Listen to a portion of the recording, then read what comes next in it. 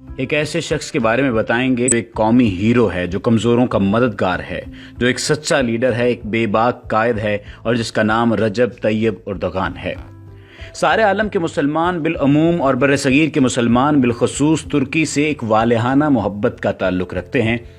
جو ہی ترکی کا نام لیا جاتا ہے، ہمارا ذہن ترکی کے مخصوص تعمیری شاہکار، خوبصورت اور منفرد مساجد کی جانب جاتا ہے، اور ساتھ ہی ایک مرد مجاہد، ارادوں کا مضبوط، اسلامی حمیت اور اخوت کے جذبے سے لبریز، مظلوموں کا حامی، کمزوروں کا مددگار، ایک قومی ہیرو، ایک سچا لیڈر، ایک بے باک قائد رجب طیب اردگان کا چہرہ ہمارے ذہنوں میں آتا ہے۔ اس کی اصل وجہ یقیناً خلافت عثمانیہ ہے۔ عالمی جنگ اول کے بہانے ترکی سے خلافت عثمانیہ کو جب ختم کیا گیا تو اس وقت سے عالم اسلام کے مسلمان پھر سے خلافت کے دور کی امید اپنے دلوں میں لیے ہوئے زندہ ہیں، اور اب دوبارہ ترکی سے وہ امید پوری ہوتی ہوئی نظر آ رہی ہے، جس کے پیچھے اسی مرد مجاہد کا چہرہ ہے، جس نے اپنی زندگی کے آغاز ہی سے جہد مسلسل کو اپنی زندگی کا لازمی حصہ بنایا ہے۔ استنبول کی گلیوں سے ہی اپنی سیاسی زندگی کا آغاز کیا، اور ایک دن سارے ترکی کا وزیر اعظم اور دیکھتے ہی دیکھتے صدر بن کر اپنی قوم کا دل جیتا۔ گزشتہ سال یعنی 2016 جولائی میں جب فوج کے ایک حصے نے بغاوت کی تو اس قائد کے محض ایک پیغام پر ساری قوم نے اپنے گھروں کو چھوڑ کر راستوں پر بسیرا کیا اور ٹینکوں کے سامنے لیٹ کر اپنے سچے راہبر کی آواز پر لبیک کہا، اور ساری دنیا نے دیکھا کہ اس شخص کی دلوں پر کس طرح حکومت ہے۔ اور حالیہ انتخابات یعنی صدارتی ریفرنڈم میں عوام نے جس طرح اپنے ملک کے مستقبل کو 2030 تک اس قومی ہیرو کے حوالے کیا ہے، یہ بھی ایک بڑی کامیابی ہے۔ آئیے ایک نظر اس شخص کی زندگی پر ڈالتے ہیں۔ رجب طیب اردگان کی پیدائش 26 فروری 1954 میں استنبول شہر میں ہوئی۔ ان کے خاندان کا تعلق ترکی کے شمال مشرق میں واقع ریزا نامی شہر سے تھا۔ اگر تعلیمی سفر کی بات کی جائے تو ابتدائی تعلیم مدرسہ قاسم پاشا سے حاصل کی اور 1965 میں وہاں سے فراغت حاصل کی۔ اس کے بعد استنبول امام خطیب ہائی اسکول میں ماہرین سے تعلیم حاصل کی اور 1973 میں میٹرک پاس کیا۔ اسی طرح دیگر اضافی مضامین کا امتحان پاس کرنے کے بعد ایوب ہائی اسکول سے ڈپلومہ کی سند حاصل کی اور اس کے بعد مرمرہ یونیورسٹی کے کامرس اور اکنامکس کے شعبے میں داخلہ لیا اور 1981 میں بزنس ایڈمنسٹریشن کی ڈگری حاصل کی۔ جامعہ سینٹ جانز، گرنے امریکن یونیورسٹی، جامعہ سرائیوو، جامعہ فاتح، جامعہ مالتپا، جامعہ استنبول اور جامعہ حلب کی جانب سے رجب طیب اردگان کو ڈاکٹریٹ کی اعزازی سند سے نوازا گیا۔ فروری 2004 میں جنوبی کوریا کے دارالحکومت سیول اور فروری 2009 میں ایران کے دارالحکومت تہران نے رجب طیب اردگان کو اعزازی شہریت سے نوازا۔ اکتوبر 2009 میں دورہ پاکستان کے موقع پر رجب طیب اردگان کو پاکستان کے اعلیٰ ترین شہری اعزاز نشان پاکستان سے نوازا گیا۔ استنبول کے گلیوں سے ترکی کے صدارت تک کا سیاسی سفر کے اگر حوالے سے بات کریں تو رجب طیب اردگان اپنی ابتدائی جوانی سے مضبوط اجتماعی اور سیاسی زندگی کی جدوجہد کی وجہ سے مشہور تھے، اور انہوں نے 1969 سے لے کر 1982 تک یعنی 14 سال کے درمیانی حصے میں اپنی ٹیم کے ساتھ اجتماعی کام کے تجربے کی روشنی میں سلیقہ، عمل اور ڈسپلن سیکھا۔ چونکہ وہ ایک وسیع نظر اور روشن فکر جوان تھے اور پختہ یقین تھا کہ اپنے ملک و ملت کا بڑا فائدہ اس میں ہے کہ وہ سیاسی زندگی میں قدم رکھے، چنانچہ بڑے دھوم دھام اور متحرک صورت میں سیاسی زندگی میں داخل ہوئے۔ رجب طیب اردگان 1983 میں رفاہ پارٹی کی تاسیس کے ساتھ بڑی طاقت کے ہمراہ میدان میں اترے اور 1984 میں استنبول کے ضلع بایوغلو کی ایک تحصیل کے صدر بن گئے۔ پھر استنبول شہر صدر بن گئے اور 1985 میں رفاہ پارٹی کے مرکزی قرارداد کمیٹی کے رکن مقرر پائے۔ اسی عرصے میں طیب اردگان نے بڑے پیمانے پر کوششیں کی، خصوصاً جوانوں اور عورتوں کو سیاست کی طرف راغب کیا۔ اس دوران معاشرے میں سیاست کی ترویج اور قومی مفادات کے لیے اہم اقدامات اٹھائے، اور یہی وجہ تھی کہ ان اقدامات کے نتیجے میں نئی تنظیم رفاہ پارٹی نے واضح برتری حاصل کی۔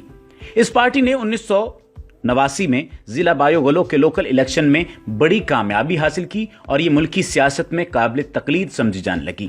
27 مارچ 1994 میں ہونے والے لوکل الیکشن میں رجب طیب اردگان ملک کے سب سے بڑے مشہور استنبول کے گورنر منتخب ہوئے۔ اس وقت استنبول کا شمار دنیا کے ان شہروں میں ہوتا تھا جہاں نہ امن قائم تھا اور نہ ہی ترقی تھی۔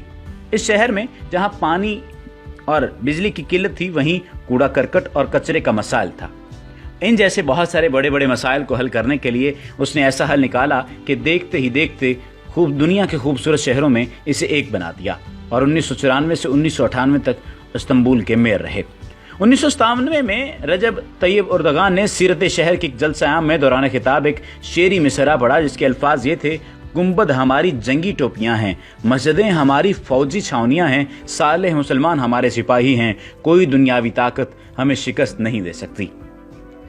इस जलसा-ए-आम के बाद महज इस शेरी मिसरे की वजह से 12 दिसंबर 1997 को जेल में जाना पड़ा, जिसके नतीजे में उन्हें तुर्की के बड़े शहर इस्तांबुल के गवर्नरी से माजूल कर दिया गया और 2001 में अब्दुल्ला गुल के इत्तेहाद में जस्टिस एंड डेवलपमेंट पार्टी बनाई। लेकिन शहर सीरत के जलसा-ए-आम के मुकदमे की वजह से रजब तैयब उर्दगान नवंबर 2009 के और 2002 के इंतखाबात में उम्मीदवार न बन सके, क्योंकि इसकी अहलियत के बारे में उसी मुकदमे की रोशनी में अदालती हुक्म आया था और फिर जब इस मामले में कानूनी तरामीम हुई तो इंतखाबी रुकावटें दूर हुई, जिसके बाद 9 मार्च 2003 को जब रजब तैयब उर्दगान ने उसी सूरत शहर से पार्लिमानी उम्मीदवार के लिए इंतखाबात लड़ा तो 85% वोट हासिल किए, जिसकी बदौलत वो 22वें इलेक्शन में सीरत शहर से रुकन पार्लियामेंट मुंतखब हुए और 2003 के इलेक्शन में वजीर आजम बनाए गए। 2014 में तुर्की की तारीख में पहली मर्तबा सदारती इंतखाबात हुए। इससे पहले पार्लिमानी अफराद को यह हक हासिल था कि वो मुल्क के सदर का इंतखाब करें और इस पहले तुर्की के सदारती इंतखाबात में कामयाबी हासिल की और अगस्त 2014 को तुर्की की कौम ने अपने वोटों से पहली मर्तबा रजब तैयब उर्दगान को जमहूरिया तुर्की का सदर मुंतखब कर लिया और 16 अप्रैल 2017 को तुर्की के तारीखी रेफरेंडम में 51.41% वोट हासिल करते हुए अपनी जिंदगी की एक और बड़ी कामयाबी हासिल की। आप इससे हिसाब लगा लीजिए कि रजब तैयब उर्दगान की हकीकत क्या है, उसकी अहमियत क्या है और उसने किस तरह से अपनी कौम को लेकर चला और उसकी सियासी बसीरत और सियासी सूरत हाल क्या थी। अब बात करते हैं रजब तैयब उर्दगान और हमारे रहनुमाओं के बारे में। कभी कभी दिल में एक ख्याल सा आता है कि 2016 में तुर्की में सदर रजब तैयब उर्दगान की हुकूमत के खिलाफ फौजी बगावत के सामने क्यों अवाम एक सीसा पिलाई हुई दीवार की मानद खड़ी हो गई और हमारे हर दिल अजीज रहनुमाओं के रुखसत होने पर अवाम सुख का सांस क्यों लेती है, बल्कि कहीं कहीं तो मिठाइयाँ भी तकसीम की जाती हैं। अब तो बहुत सारे हमारे सियासी रहनुमा भी हमारी अवाम को कभी खुलकर कभी ढके छुपे अल्फाज में तुर्क कौम से कुछ सीखने की तरगीब देते रहते हैं। हालांकि सीखने की ज़रूरत तो हमारे रहनुमाओं को है कि वो तुर्क रहनुमा रजब तैयब उर्दगान से कुछ तो सीखें, फिर देखें अवाम उनका कितना साथ देती है।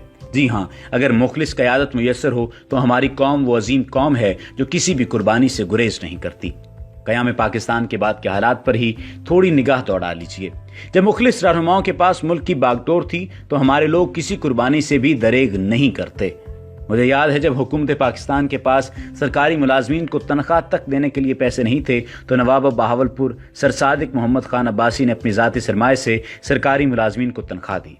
मुझे याद है जब लाहौर में BRB नहर की तामीर के लिए हुकूमत पाकिस्तान के पास सरमाया नहीं था तो उस वक्त के वज़ीर आला पंजाब नवाब इफ्तिखार हुसैन ऑफ ममदोट की पुकार पर अहलियान लाहौर ने बिला उजरत महज चंद दिनों में ये नहर बना डाली। उस ज़माने की याददाश्तें तो इतनी तवील हैं कि 20 किताबों में भी समोई नहीं जा सकती। खैर, जिक्र हो रहा था मौजूदा ज़माने का कि आखिर क्यों तुर्क अवाम ने अपना लीडर रजब तैयब उर्दगान के खिलाफ बगावत नाकाम बना दी, जबकि हमारे यहाँ ऐसा नहीं होता। रजब तैयब उर्दगान दर हकीकत सिर्फ एक तुर्क रहनुमा का नाम नहीं है, बल्कि पूरी दुनिया में जहाँ कहीं भी मुसलमानों पर जुल्म व जबर हो, तैयब उर्दगान उनकी ना सिर्फ आवाज़ बनता है बल्कि हर मुमकिन मदद भी करता है। जबकि हमारे रहनुमा तो महज बयान देने से भी कतराते रहते हैं।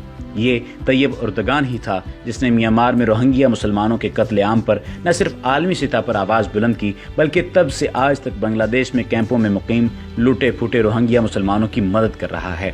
आज भी बांग्लादेश के काकस बाजार के कैंपों में रोहिंग्या मुसलमानों के लिए उम्मीद की किरण वही है जहां तुर्की का झंडा लहरा रहा होता है, क्योंकि वहीं से उन्हें खाना, इलाज और दीगर अशिया इमदाद के तौर पर मिलती रहती हैं। अभी इन दिनों में जब अमेरिकी सदर डोनाल्ड ट्रंप की तरफ से अल-कुदस यानी यरूशलेम को इसराइल का दारुल हुकूमत तस्लीम किए जाने का मसला उभरा तो खुलेआम जिस मुसलमान रहनुमा ने इसकी मुखालफत की वो तैयब उर्दगान ही था। इस मसले पर अक़वाम मुत्तहिदा की सलामती कौंसिल और जनरल असम्बली में फ़लस्तीन और मिस्र के साथ मिलकर करारदादें लाने वाला मुल्क भी तुर्की ही था। گزشتہ 6 ماہ سے گلف ممالک کی جانب سے قطر کے بائیکاٹ کے بعد اول دن سے قطری عوام اور حکومت سے تعاون کرنے میں بھی ترکی پیش رہا۔ اب ایک ایسے عظیم رہنما سے عوام کی محبت کو مثال بنا کر اپنے لیے بھی اپنی عوام سے ایسی بے مثال محبت کی امید رکھنے سے پہلے اپنے گریبان میں بھی ہمارے رہنماؤں کو جھانک لینا چاہیے۔ ایسی لازوال عوامی محبت کی آس صرف تبھی رکھی جا سکتی ہے جب اپنا کردار بھی اس عظیم رہنما جیسا ہی ہو، ورنہ مٹھائیاں ان کے جانے پر ایسے ہی بڑھتی رہیں گی۔ وما علینا الا البلاغ المبین۔ اور